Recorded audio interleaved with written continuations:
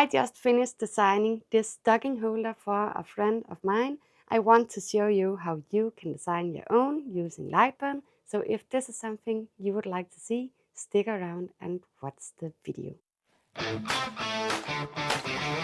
I am in LightBurn and I will be designing in millimeters, but you of course can do it in inches as well. The first thing I want to do is go to my window and I'll make sure that my settings are set to wireframe smooth. That makes it a whole lot easier to design. I'll be using these hangers and I already measured them up. They are around 4 by 2 centimeters, so 2 centimeters in width and 4 centimeters in length. And I have to remember those measurements.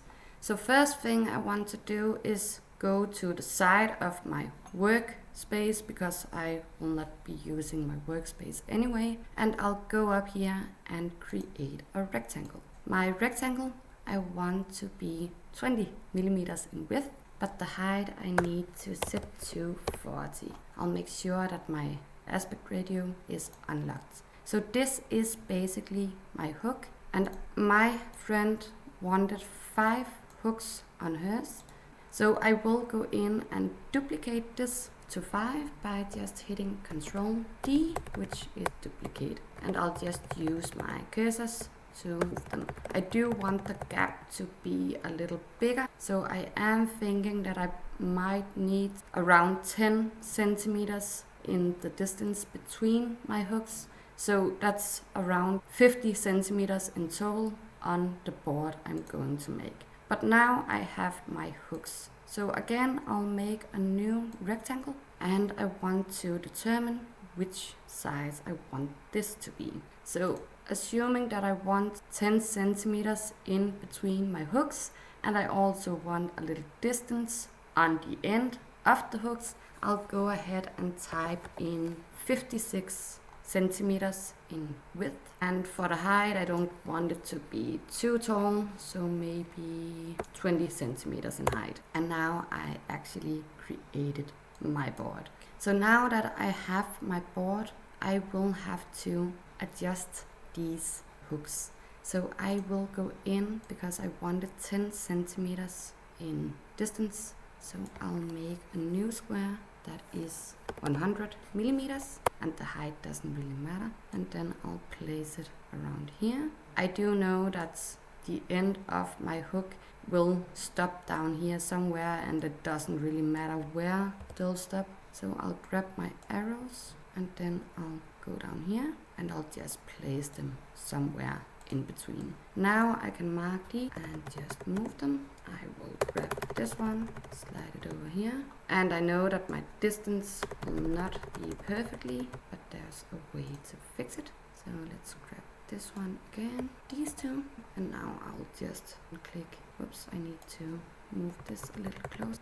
Like that, and I can move this aside and I can move everything in the middle here. I actually do think that I could make a little more space in between, so I'll just move this a little, move these a little, move these a little, and move this a little to the side. I want them to be evenly spread out, so I'll mark all of them and I'll go to distribute selected objects horizontally, and now they are evenly spaced out. I actually think I can go in and maybe move these a little more over here, and if I then grab all of them and click again, they will spread out. So now I can group everything by clicking Control Group or right clicking, and I'll click my boards and I will align objects centered. So this is where my hooks are going to be.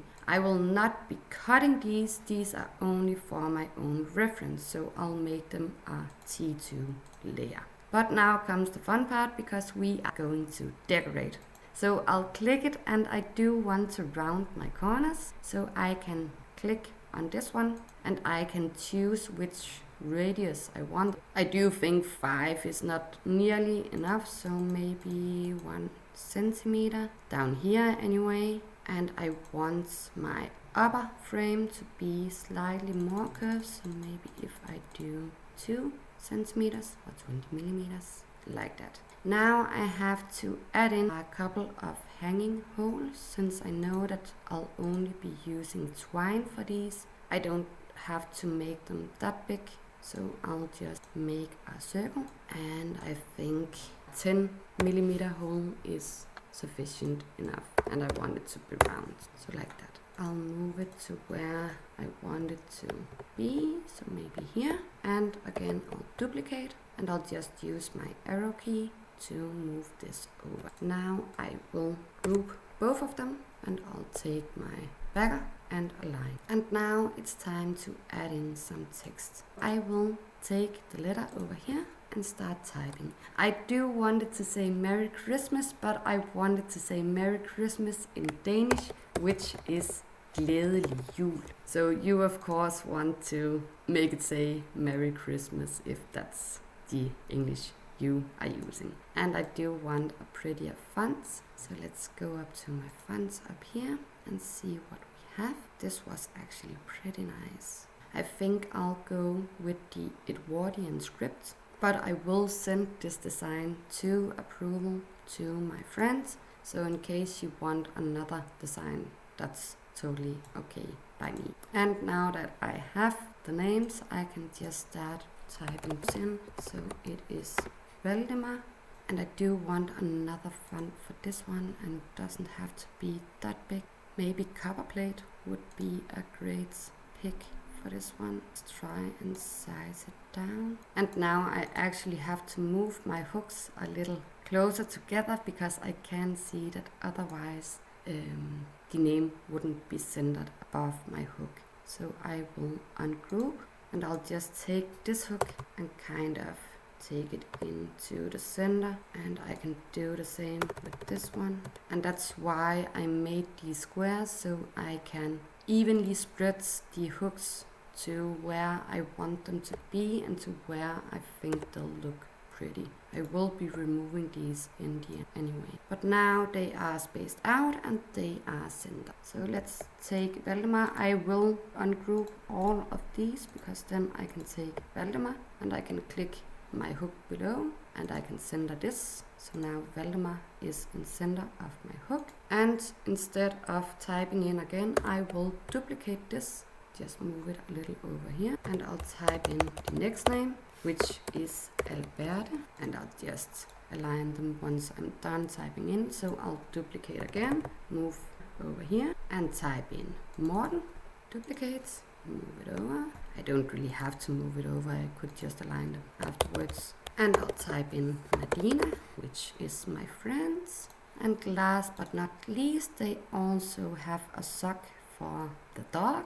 So I'll duplicate again and I will type Luca. And now that I have all my names, I'll take Luca, I'll align Luca to this hook. I'll take Nadina and align Nadina to this hook. I'll take Morten and align. And now that I am seeing it like this, I can actually see that I can make the glædelig jul a little bigger, which I will, and align it to center. I of course want this to be engraved, and the engraved color I typically use is red. So now I can decorate it even further by adding in some snowflakes and trees and stars and everything else. And since I previously made some tutorials on how to make your own Christmas doodles, I will just open up my window over here. I'll copy everything. I'll link the links below to tutorials in case you want to master how to draw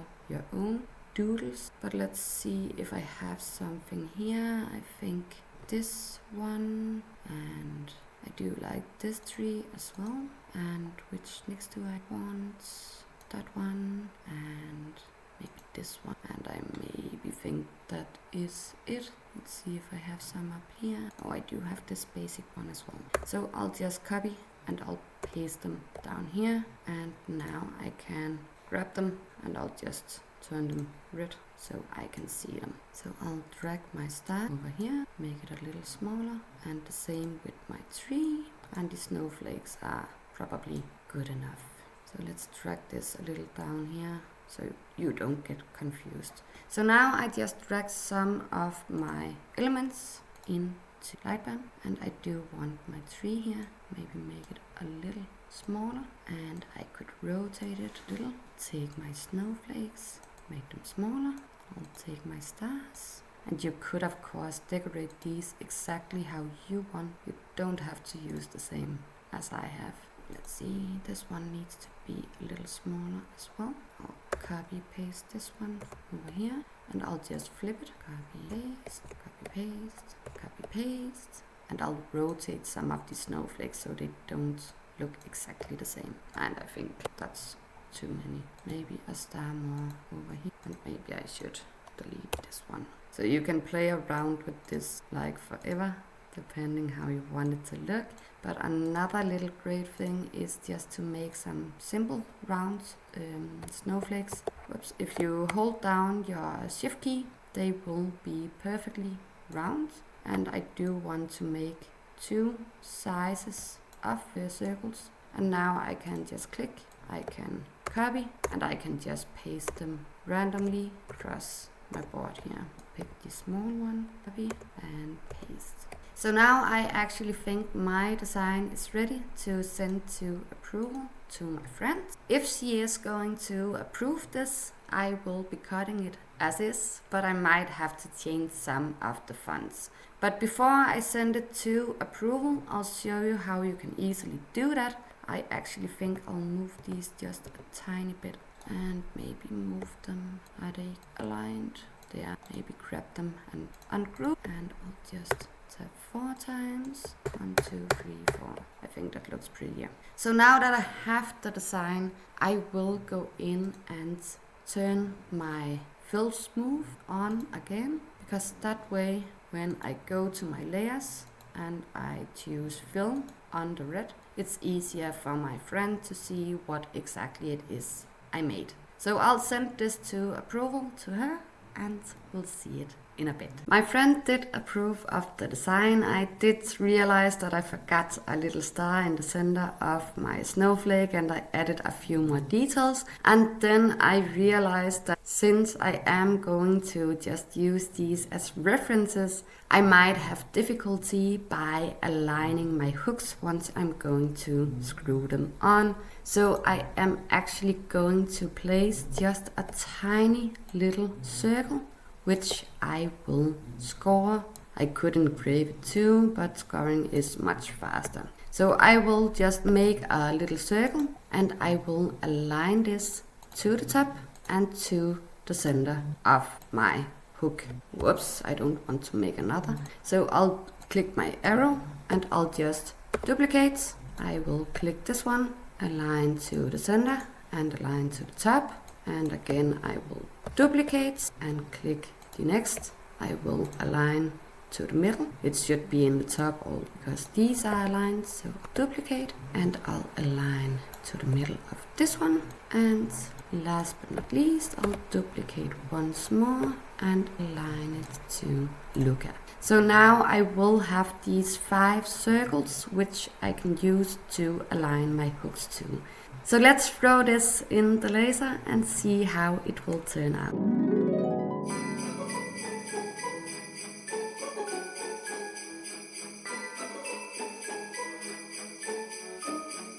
Before attaching my hooks, I will just give this a clear coat.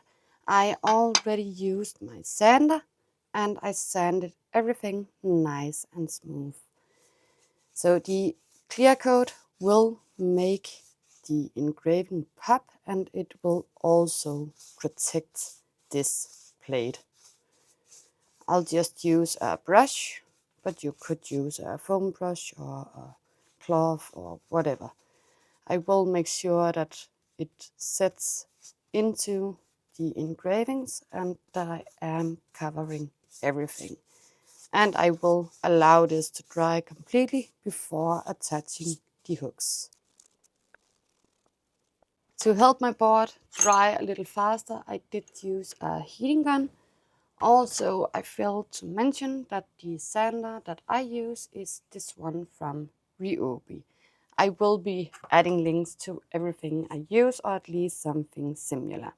As you do see, my board did warp just a tiny bit because of the palette coat, so I will be adding this heavy stone on top just to keep it a bit more flat, and I hope it will straighten out. I do recommend that you make these from thicker material than I did. I only had a sheet that was long enough in my 4mm poplar plywood. But it's time to add in the hardware. So the reason I made these was to get a visual on where exactly I have to place them. And then it's just a matter of adding in some screws with a screwdriver or even an electric one like I have here. I don't really have any small screws, but I do in this set with hangers. So I'll be using those because I don't want them to be too long. These will stick a little bit out on the back, but that's okay. This is for my friends. So let's add in the screws, and I'll start with looker. And I do see that if I were to place down at where I marked, I actually think it will be a little too low hanging. So I will just eyeball it instead. But let's see if I can get a grip of my screw. That's one.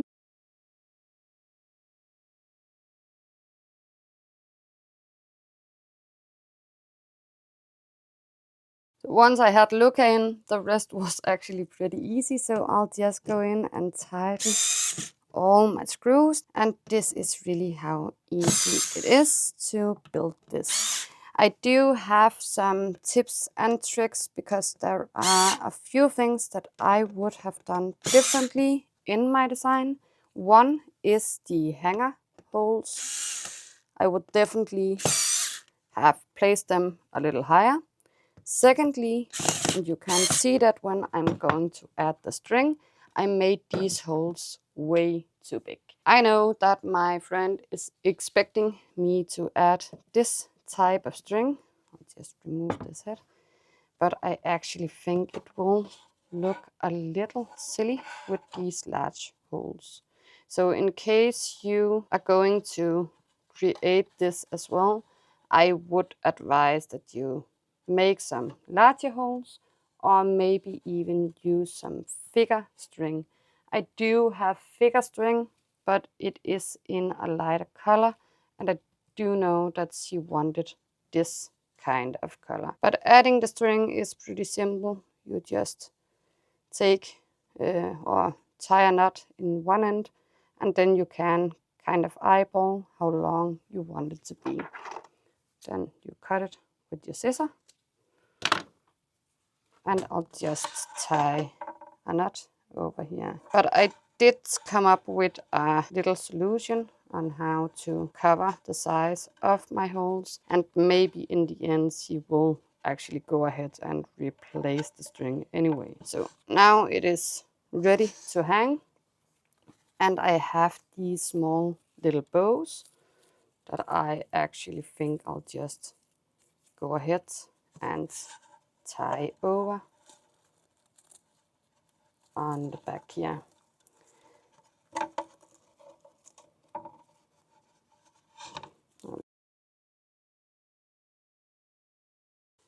And this actually helped to hide the hole. So what do you think? Do you like this one? If you decide to make your own, I would love to see it. So please, please, please tag me in your finished products with Mimo Design. Also, if you want to see how I designed the snowflakes, stars, Christmas trees, and whatever, you can find all the videos on the playlist up here. Thank you so much for watching, and I'll see you in my next video. If you have any suggestions on what that should be, please drop a comment below.